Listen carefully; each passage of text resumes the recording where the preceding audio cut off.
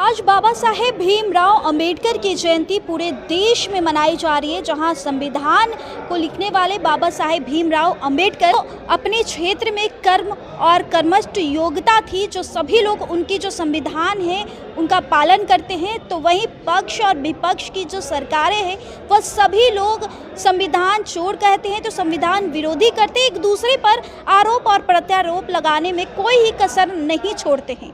तो वहीं आज बीजेपी कार्यालय में भी भीमराव अंबेडकर की जयंती पूरे ही ढोल नगारे के साथ पूरी धूमधाम से मनाई गई है। तो वहीं हम सीधे मुद्दे पे बातचीत करने कई मंत्री के साथ पहुंचे, कई बीजेपी के कद्दावर नेताओं के साथ पहुंचे। तो आप पहले इस रिपोर्ट में सुनिए। सबसे पहले बिहार में कई योजनाओं का लाभ और बिहार में कई गरीब, पिछड़ा, अति पिछड़ा लोगों को लाभ मिलने को लेकर के क्या कुछ योजनाएं लागू होगा अब बिहार में। पहले तो आप बिहार के डिप्टी सीएम सम्राट चौधरी को सुनिए। लेकिन मैं जितने लोग यहाँ उपस्थित हैं और बिहार में भी पूरा एससी मोर्चा से आग्रह करूंगा कि आप पूरा अभियान चलाइए।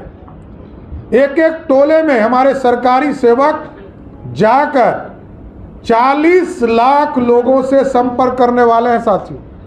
40 लाख घर में संपर्क करेंगे अगले 15 दिनों में।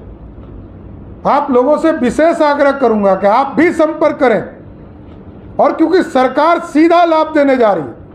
आपको जानकर आश्चर्य होगा, 14 लाख परिवार है एससी वर्ग में जिनके परिवार से उजाला योजना नहीं जुड़ पाया है।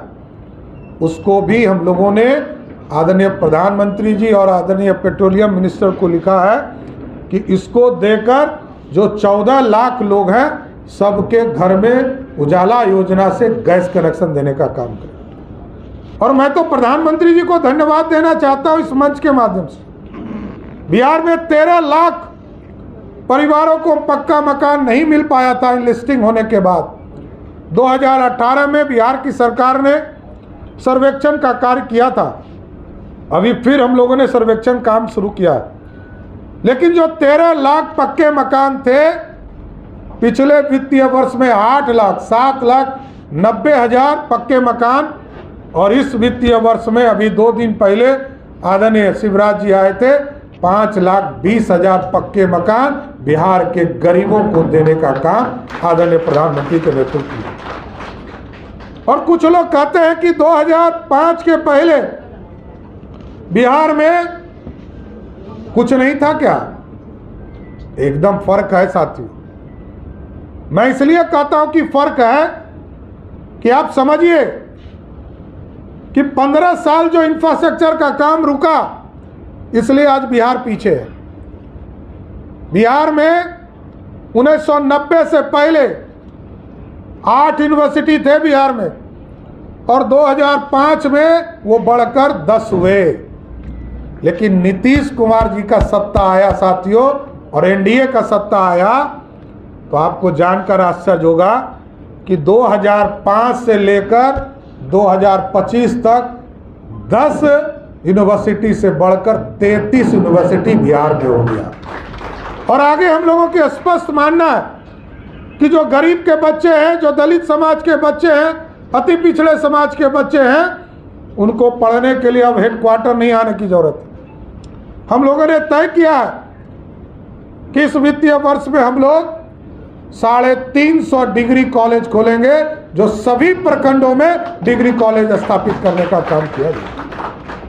और यहाँ बैठे हैं जनक राम जी, माननीय मंत्री, इनके विभाग का पूरा योजना चला है।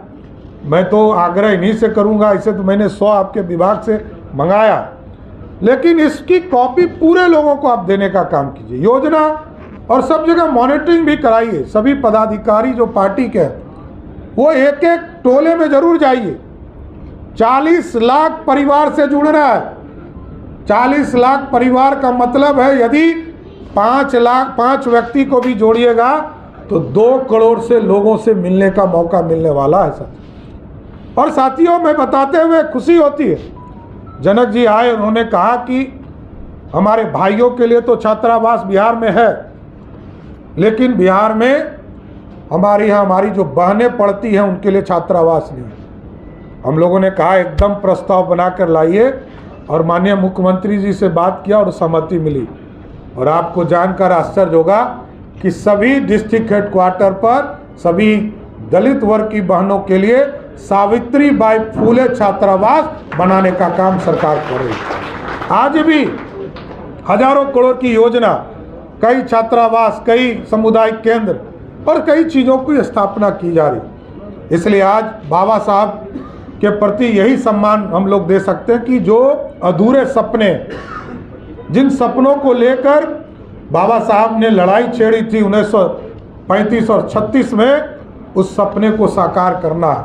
हमारे जो दलित भाई, एससी वर्ग के भाई हैं, उनको मुख्य धारा में लाने का काम करना है। उनको पढ़ने की व्यवस्था, उनको खाने की व्यवस्था, उनकी चिंता करना है। और एकदम अस्वस्थ रहिए, एनडीए की सरकार बिहार में आपके आशीर्वाद से बिहार में बनी है और लगातार काम करने का काम कर रही है, विकास को आगे बढ़ाने का काम कर रही है। एकदम अस्वस्थ रही। अभी तक तो इंफ्रास्ट्रक्चर का काम किया जा रहा था, अब इसको आगे भी बढ़ाना है। और यहाँ पर जो बाहर चले गए हमारे प्रवासी, उनको अब वापस लाने का समय आ गया।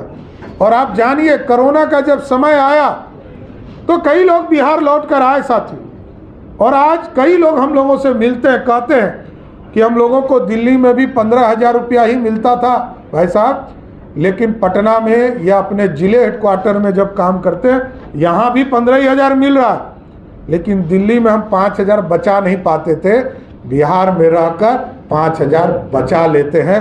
ये बड़ी बात है। इसलिए अब ये सपना देखना है कि अगले 5 वर्षों में 2030 के पहले ऐसा विकसित बिहार बनाना है जिसमें जो लोग भी पलायन किए हैं सबको बिहार वापस लाना है और यही रोजगार देने का काम करना है। इसलिए बाबा साहब के अधूरे सपने को साकार करना है। और बाबा साहब को जिस तरह कांग्रेस पार्टी, राष्ट्रीय जनता दल ने अपमानित करने का काम किया, बाबा साहब के सपने को सिर्फ बोलने का काम कुछ नेता करते रहे, लेकिन करते कभी कुछ नहीं रहे। लगातार भारतीय जनता पार्टी, एनडीए, नीतीश कुमार जी के नेतृत्व में और आदरणीय प्रधानमंत्री नरेंद्र मोदी जी के नेतृत्व में बाबा साहब के सपनों को साकार करने का काम किया जा रहा है। इसलिए साथियों, जरूर एक आग्रह करूंगा, एक बार जोर से बोलिए, बाबा साहब अम्बेडकर अमर रहे, बाबा साहब अम्बेडकर अमर रहे। तो जैसा कि आप सुन रहे थे सम्राट चौधरी को, उन्होंने कहा कि जिनके पास राशन कार्ड नहीं है, जिनके पास आयुष्मान कार्ड नहीं है, जिनके पास मनरेगा के तहत कोई योजना नहीं मिलती है, अब बिहार सरकार पूरी तरह से सफल रहेगी। अब बिहार सरकार पूरी तरीके से बिहार के उन गरीब, पिछड़ा, अति पिछड़ा लोगों के लिए काम करेगी और उन लोगों को काफ़ी अब लाभ मिलेगा, क्योंकि इस पर अब बिहार सरकार की प्रमुख निगाहें टिकी हुई है। जो लोग संविधान विरोधी कहते हैं, जो लोग 2005 की स्थिति को बेहाल कर दिए थे, वह लोगों को अब पता चलेगा कि बिहार में कितनी उन्नति हो रही है। बिहार के मुख्यमंत्री नीतीश कुमार जो बिहार को कितने सौगात देने का काम कर रहे हैं। फिलहाल तो इस रिपोर्ट में इतना ही। अपनी प्रतिक्रिया जरूर दीजिएगा और ऐसे ही खबरों से रूबरू होने के लिए देखते रहे न्यूज़ सिटी। बहुत बहुत धन्यवाद।